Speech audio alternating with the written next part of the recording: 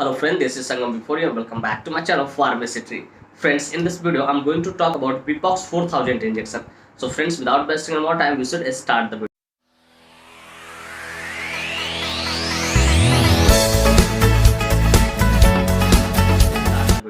Friends, video को शुरू करने से पहले कुछ बातें मैं यहाँ पे शेयर करना चाहूंगा जो कि आपके लिए एक तरह से वार्निंग है। फ्रेंड्स, यह वीडियो सिर्फ जानकारी के उद्देश्य से बनाया जाए। इस वीडियो को देखने के बाद कोई भी दवा आप खुद से न ले, कतई सेल्फ मेडिकेशन न करें। Friends, actually I don't support self medication at all. So before taking any medicine और injection you must consult your doctor. कोई भी दवा और इंजेक्शन लेने से पहले आप अपने डॉक्टर से जरूर कंसल्ट करें। तो फ्रेंड्स, चलिए वीडियो की शुरुआत करते हैं। फ्रेंड्स, आज का हमारा टॉपिक है बीपॉक्स 4000 इंजेक्शन।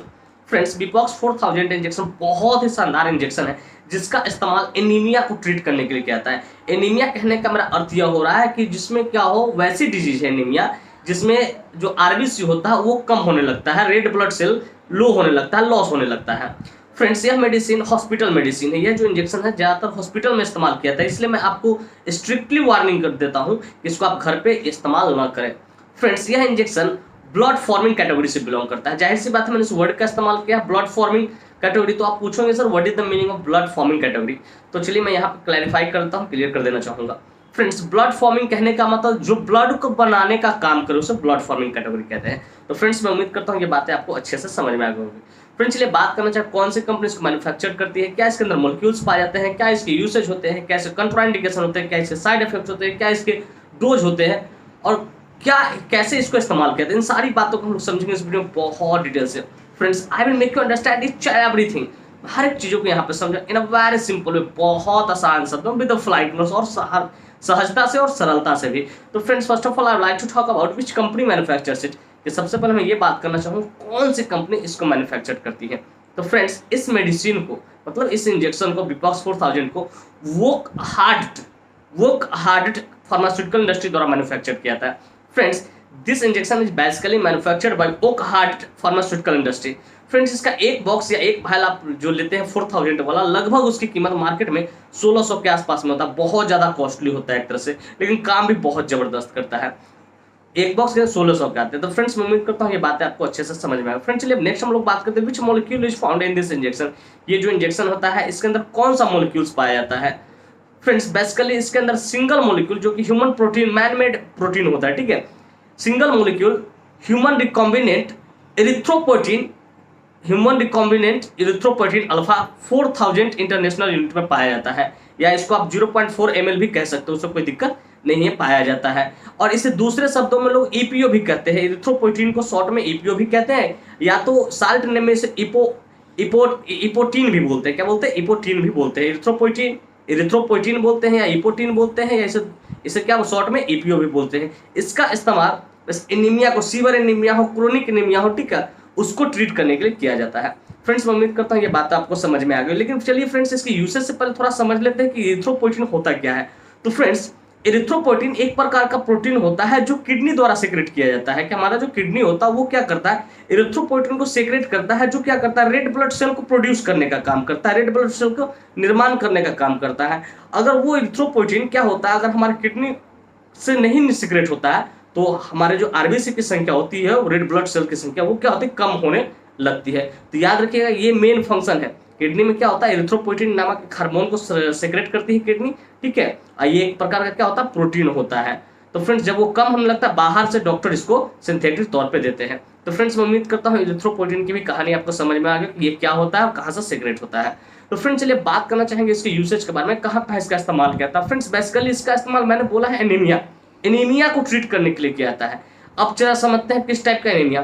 फ्रेंड्स, अगर कोई व्यक्ति या कोई patient chronic kidney disease, CK disease को बोल सकते हैं, क्रोनिक किडनी डिजीज से सफर कर रहा और किडनी फंक्शन सही से नहीं कर रही, ठीक है, मतलब इरिथ्रोपोइटिन जो एंजाइम है उसको सीक्रेट नहीं कर पा रही है, तो वहां पे एनीमिया होगा। और कोई व्यक्ति क्रोनिक किडनी डिजीज से सफर कर रहा और उसके कारण एनीमिया हो रखा है, तो उसको ट्रीट करने के लिए, उसको ठीक करने के लिए डॉक्टर द्वारा इसका इस्तेमाल किया जाता है। फिर कहते हैं कैंसर कीमोथेरेपी जब होता है तो वहां पे भी क्या होता है कि आरबीसी जो होता है, ठीक है, रेड ब्लड सेल, वो धीरे धीरे कम होना शुरू हो जाता है।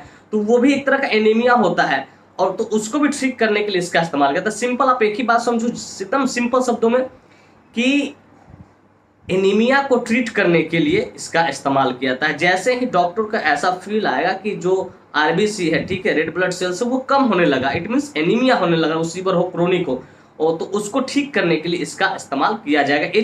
एचआईवी में भी इसका इस्तेमाल किया जाता है, एज ए सपोर्टिव ट्रीटमेंट के तौर पे, मेन ट्रीटमेंट के तौर पे नहीं किया जाता है। फ्रेंड्स सिंपल एक ही बात समझो कि इसका इस्तेमाल क्यों किया जाता है, तो एनीमिया को ट्रीट करने के लिए किया जाता है। चाहे वो क्रोनिक किडनी डिजीज से व्यक्ति सफर कर रहा हो, चाहे वो कैंसर कीमोथेरेपी हुआ हो उस व्यक्ति को। जैसे ही क्रोनिक किडनी डिजीज से सफर करेगा, पैडल एडिमा हो जाएगा, पूरा हाथ पाँव सूज जाएगा, फूल जाएगा, स्वेलिंग हो जाएगा, पूरा पैराफेशियल एडिमा हो जाएगा, फेस भी सूखा सूखा रहेगा, तो फेस भी एकदम स्वेलिंग हो जाएगा, पूरा फूल जाएगा। तो इस बात को याद रखें। बस सिंपली आप एक ही बात समझो कि anaemia due to chronic kidney disease, अगर क्रोनिक किडनी डिजीज के कारण एनीमिया हो रहा है तो उसको ठीक करने के लिए इसका इस्तेमाल करते हैं। फिर कहते हैं anaemia due to chemotherapy, cancer chemotherapy, अगर कैंसर कीमोथेरेपी के कारण हो रहा है तो उसको भी ठीक करने के लिए इसका इस्तेमाल किया था। तो फ्रेंड्स मैं उम्मीद करता हूँ इसकी यूसेज आपको अच्छे से समझ में आएगा। फ्रेंड्स चलिए बात करना चाहेंगे इससे कंट्राइंडिकेशन के बारे में। फ्रेंड्स विदाउट कंट्राइंडिकेशन जाने, without knowing contraindication you should never ever administer any drug, any medicine to anyone. मैंने हमेशा अपने वीडियो में बोला है कि बिना कॉन्ट्राइंडिकेशन जाने कभी भी किसी भी व्यक्ति को कोई भी मेडिसिन आप एडमिनिस्टर ना करें, और ये मेडिसिन तो और खास करके ना करें क्योंकि ये घातक साबित हो सकता है। फ्रेंड्स इसका नंबर 1 कॉन्ट्राइंडिकेशन है अनकंट्रोल्ड बीपी। अगर कोई पेशेंट का बीपी हमेशा फ्लक्चुएट करता है तो उसको आपको नहीं देना है, इस बात को याद रखना है आपको। फिर कहते हैं हार्ट डिजीज, अगर कोई व्यक्ति हार्ट डिजीज से सफर कर रहा है तो उसको भी आपको नहीं देना है, इस बात को याद रखिएगा।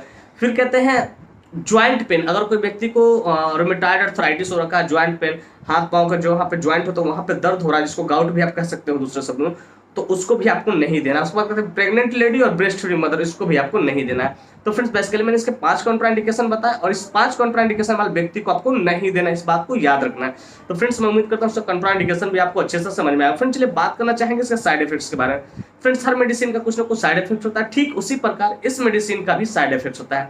फ्रेंड्स इसका पहला साइड इफेक्ट है nausea and vomiting. Nausea and vomiting, जी मिचलाएगा, उल्टी करने का मन करेगा। फिर कहते हैं हेडेक, आपको सर दर्द करेगा। फिर कहते हैं डिजीनेस, आपको चक्कर टाइप का आएगा। फिर कहते हैं ड्राउजीनेस, आप सुस्त रहोगे।